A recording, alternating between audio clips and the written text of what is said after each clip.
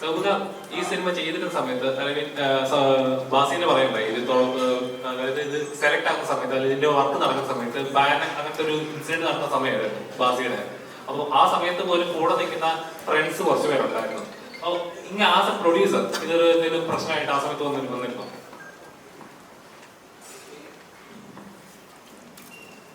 അല്ല, ശരിക്കും പറഞ്ഞിട്ടുണ്ടെങ്കിൽ പാസിനെ അവിടെ ചെയ്യാൻ പാടില്ലെന്ന് വെച്ചാൽ ചെയ്തോണ്ടിരുന്ന പോലെ ചെയ്യാൻ പറ്റും. പാസ് ആ സമയത്ത് ചെയ്തോണ്ടിരിക്കുന്ന പടം വേറെ ചെയ്യാൻ പറ്റില്ലെന്ന് പറഞ്ഞപ്പോഴത്തേക്ക് അങ്ങനെയൊന്നുമില്ല. ഇത് പാസ് പറഞ്ഞൊരു ഭയങ്കര രസമുള്ള ആൻസർ അല്ലേ. നമുക്ക് എന്തെങ്കിലും ബുദ്ധിമുട്ട് സമയത്ത് കുറച്ച് കൂട്ടാൻ കിട്ടും. അതാണ് എൻ്റെ ഈ സിനിമ എന്ന് പറഞ്ഞ പോലെ തന്നെയാണ് ഞങ്ങൾ ഈ ഒരു ക്യാരക്ടറിന് വേണ്ടി കുറേ അധികം ഓടി നടന്ന് ഞങ്ങൾ ഒരു കൊല്ലം ഈ ഒരു ക്യാരക്ടറിന് വേണ്ടി സത്യമായിട്ടു. അങ്ങനെ കഴിഞ്ഞിട്ട് നമ്മൾ പോലും കാരണം ഏറ്റവും അവസാനം കേട്ട് പറയണ പാസിണ്ട് കേട്ടോ. അപ്പോഴും നമ്മൾ ശരിയാവുമ്പോൾ നമ്മളെ കൂട്ടുകാരുണ്ട്. അപ്പോഴാണ് എനിക്ക് മറ്റേ ഇതാണ് എന്നെ ഒരു ബ്ലോക്ക് ചെയ്തിരുന്നത്. അപ്പോൾ വാ നമ്മൾ അങ്ങനെ കാരണം നമ്മൾ അങ്ങോട്ട് പോയിട്ടുണ്ടായില്ല. കാരണം പരസ്പരം എന്ന് വെച്ചിട്ടുണ്ടെങ്കിൽ കാസ്റ്റിങ്ങിനാണെങ്കിൽ പോലും എന്തിനാണെങ്കിൽ പോലും ഇവര് റോയിൽ പോകുന്ന നേരത്തായിരിക്കും ഇവര് വർക്ക് ചെയ്യുന്ന സ്ഥലത്ത് തന്നെ ഒരു മരം പോലെയാണ് കാസ്റ്റിങ്ങിന്റെ ഒരു സാധനം ഉദ്ദേശിക്കുന്നത്. അപ്പൊ ഓരോ ദിവസം ഈ മരത്തിന്റെ ഓരോ ചില്ലുകൾ പോലെയാണ് ഓരോ ഫേസുകൾ മാറണം, ഓരോ ക്യാരക്ടേഴ്സ് മാറും. അപ്പൊ ഇവനെ വിളിക്കും, ഇതിപ്പോ മറ്റാളായോ, എന്തായി ഇല്ല, അയാൾ ഡേറ്റ് ഇല്ല. അങ്ങനെ നമുക്ക് എല്ലാവരും കിട്ടണം, നമുക്ക് ഇഷ്ടമുള്ള ആൾക്കാരെ കിട്ടണം, പക്ഷെ ഡേറ്റ് ഇല്ല. അങ്ങനെ പോയി ഏറ്റവും അവസാനം കറക്റ്റായിട്ട് ശരിക്കും പറഞ്ഞിട്ടുണ്ടെങ്കിൽ മഞ്ഞൾ ബോയ്സിലെ ഏറ്റവും പെർഫെക്റ്റ് കാസ്റ്റിംഗ് എന്ന് പറയുന്നത് ബാസിയാണ്. അങ്ങനത്തെ ഒരു നല്ലൊരു ആക്ടറെ കൊണ്ട് മാത്രമേ ചെയ്യാൻ പറ്റുള്ളൂ. കാരണം അവനത് കറക്റ്റായിട്ട് അറിയാം ആ ഇമോഷൻ. അതുകൊണ്ടാണ് ഞങ്ങളെ സുഹൃത്തുക്കളെന്ന് പറയുന്നത്.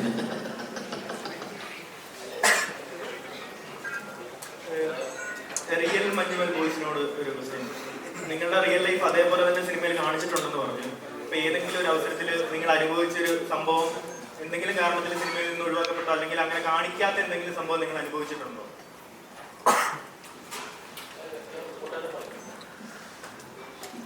ഞങ്ങൾ അനുഭവിച്ചത് ഒരു 2.25 മണിക്കൂർ കൊണ്ട് അവർക്ക് ഫുള്ളായിട്ട് ഒരിക്കലും കാണിക്കാൻ പറ്റൂല.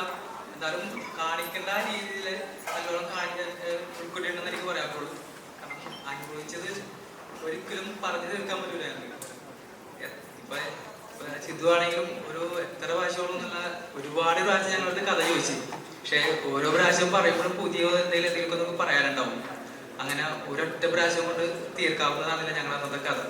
അതും ഒരിക്കലും പറഞ്ഞാലും തീർന്നില്ല. അത് അനുഭവിച്ചതാണ്, അത് പറഞ്ഞു തീർക്കാവുന്നതല്ല. അത് ഒരു ഇപ്പൊ ഞങ്ങൾ പറയാല ഒരു 95% വർക്കായിട്ടുണ്ടെന്നത്. ഞാനിടയ്ക്ക് സുഭാഷിനെ സിരുവിനെ വിളിക്കും, നിങ്ങൾ ഗുഹയെ വീണ് ഇറങ്ങിപ്പോയി, ഞാൻ കഴിഞ്ഞ 100 ദിവസമായിട്ട് ഗുഹയിലാണ് ഇടയ്ക്കിടയ്ക്ക് വിളിച്ചു പറയാൻ. എന്നോട് ഇന്ന് പറഞ്ഞിട്ടുണ്ടെങ്കില് സൗമിക ശക്തിയുടെ 10-60 ദിവസമായല്ലോ, ഞാനൊരു 3 മണിക്കൂർ ഇറങ്ങിയിട്ടുള്ളൂ കേട്ടോ. നിങ്ങൾ 40 ദിവസമായിട്ട് കൈവച്ച് നോക്കിയിട്ടില്ല. സൗബിക ഇപ്പോഴുള്ള മെയിൻ പ്രശ്നം എന്ന് പറഞ്ഞാൽ ഇന്ന് ഫിലിം റിലീസായി നല്ല റെസ്പോൺസ് വരുന്നു, എല്ലാ തിയേറ്റേഴ്സും നല്ല കളക്ഷൻസ് വന്നുകൊണ്ടിരിക്കുന്നു. അപ്പം നാളെ മുതൽ ഫിയോക്കിന്റെ തിയേറ്റേഴ്സിലെല്ലാം വിലക്കുകൾ, മലയാള സിനിമ വിലക്ക്. അപ്പം ഇനിയുള്ള മഞ്ഞുമൽ ബോയ്സിന്റെ ദിവസങ്ങൾ എങ്ങനെയാണ്, കളക്ഷനെ ബാധിക്കാൻ ചാൻസസ് ഉണ്ടോ? എനിക്ക് തോന്നുന്നത് ഇപ്പൊ എല്ലാ പടങ്ങളും നല്ല ഭംഗിയായിട്ട് പോയിക്കൊണ്ടിരിക്കുന്നത്. ഇപ്പൊ എന്തോ ഒരു വ്യത്യാസം ഈ പറയുന്ന സമയങ്ങളിൽ വന്നത്. എല്ലാ പടത്തിനും നല്ല റിവ്യൂ, നല്ല എല്ലാ പടങ്ങളും. അതുകൊണ്ട് നമ്മളെല്ലാവരും നമ്മൾ ആ പടങ്ങൾ കാണില്ലേ. ഇറക്കണില്ല എന്നല്ലേ പറയുന്നത്. ഇറങ്ങിക്കൊടുക്കുന്ന പടങ്ങൾ കാണാൻ പോകാൻ കുഴപ്പമുണ്ടോ? അതേപോലെ ഇന്നലെ ഇൻസ്റ്റാഗ്രാമിൽ പറവ ഫിലിംസ് ഒരു പോസ്റ്റർ ഉണ്ടായിരുന്നു, അതായത് അബ്രോഡ് പോകുന്നുണ്ട് എന്നുള്ള രീതിയിൽ. അപ്പൊ അത് മഞ്ഞുമൽ ബോയ്സ് വിസിറ്റ് ചെയ്യുന്നുണ്ടോ, പുറത്ത് പോകുന്നുണ്ടോ എന്താണ്? ഇന്നലെ ഇൻസ്റ്റാഗ്രാമിൽ ഒരു പോസ്റ്റ് പറവ ഫിലിംസിന്റെ ഒരു പോസ്റ്റ് ഇട്ടിട്ടുണ്ടായിരുന്നു. അബ്രോഡുള്ള കൺട്രീസിൽ മഞ്ഞുമൽ ബോയ്സ് ടു അബ്രോഡ് എന്നുള്ള രീതിയിൽ പോസ്റ്റ് ഇട്ടിട്ടുണ്ടായിരുന്നു. നമുക്ക് അതിനേക്കാളും കൂടുതൽ താല്പര്യമുണ്ട്. പണം പ്ലാൻ ചെയ്ത് നമ്മൾ പറഞ്ഞിരിക്കുന്നത് നമുക്ക് വേറെ രീതിയിലുള്ള പ്രൊമോഷൻ വേണം, നമുക്ക് ചാർട്ട് വേണം, അങ്ങനെയൊക്കെ ഒരു താല്പര്യം മാത്രമേ, ഒരു കൊതിയാണ്. പക്ഷെ ഇത് എന്തോ അത് പരസ്യം മാത്രം ഒന്നും നടക്കില്ല.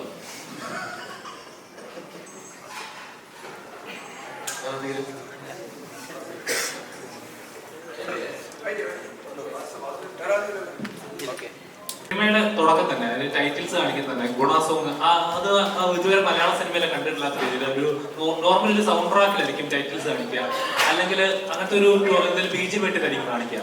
ഇത് ആ സോങ് തന്നെ ഇപ്പൊ ടൈറ്റിൽസിൽ തന്നെ ആരൊക്കെയാണ് ഏതൊക്കെയാണ് ആ സോങ്ങിൽ തന്നെ എൻഗേജ്ഡ് ആയിട്ട് കാണിക്കുന്നത്. അത് അങ്ങനെ എന്താണ് ഒരു ഡിഫറെന്റ് ട്രീറ്റ്മെന്റ് ചെയ്യാൻ ആരുടെ ഐഡിയ ആയിരുന്നത്? നിങ്ങൾ ഉദ്ദേശിച്ചത് സ്വതന്ത്ര പാട്ടാണ് ഉദ്ദേശിച്ചത്? അല്ല, ടൈറ്റിൽ കൺമണിയല്ലേ?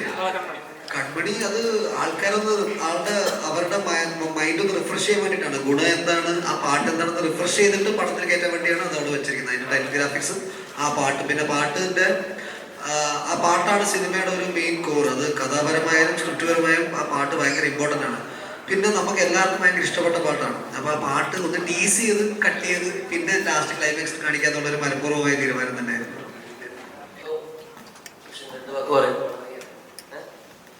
സീൻ മാറ്റെന്ന് പറഞ്ഞ ആളല്ലേ? സീൻ മാറ്റി.